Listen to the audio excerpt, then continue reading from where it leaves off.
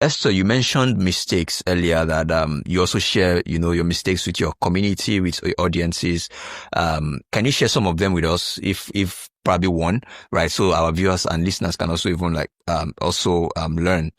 Okay, so I would say one of the mistakes that I made, and I think I'm going to tell a short story. Absolutely fine. Because of time. Okay, so one of the mistakes I made was jumping into building model without interacting with the stakeholders first. And this was already when you were a data scientist. I was already a data scientist. So, and the thing is, I had built different segmentation models.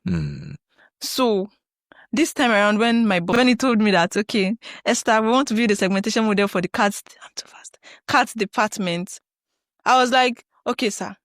Immediately, I did not even reach out to the cards department. I just started gathering the data, doing all those things. Yeah. So after I built it and spent hours, days, maybe weeks building the model.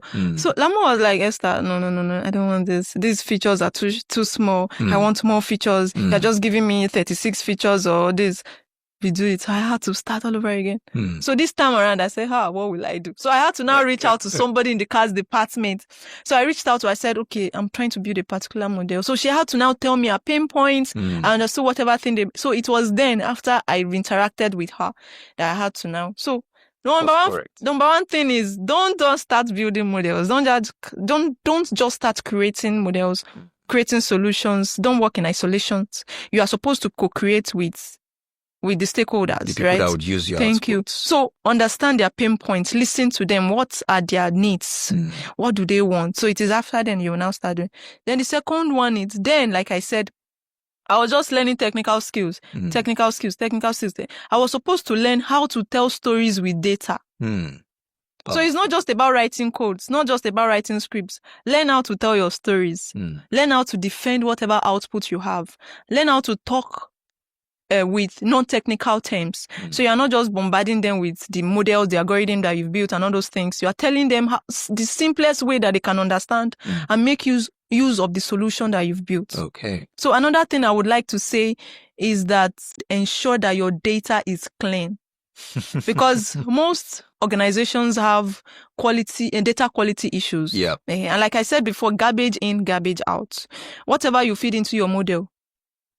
So ensure that you resolve that data quality part. Ensure that the data is clean. You don't just start doing it. Ask questions where necessary.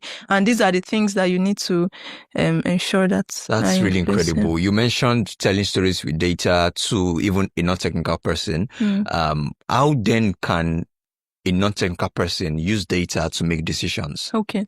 So I think recently, that was 2 months ago, I traveled to a particular state to engage with the customers. So, with the customers, with the RMOs, that's relationship management.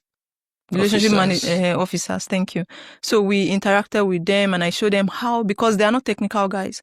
Now that they've received data from the data team, how do you think they will make sense of it? So the first thing I told them was to understand the source. Where is it coming from? Did they give you an Excel file?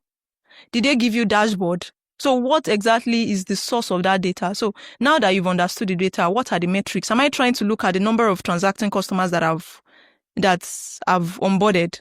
Am I trying to look at customers that have churned, that have left the band, that have stopped working? Am I trying to look at the number of inactive customers or dormant customers that I have? So like I said, the first thing, just understand the business needs. Know what you are actually looking at. What are the metrics that you are looking at? And so when you understand the metrics, you will now look at the trends. Okay, now that I'm looking at number of transacting customers or the number of customers that you've onboarded in the first half of the year, maybe January, February, March, April, May, June.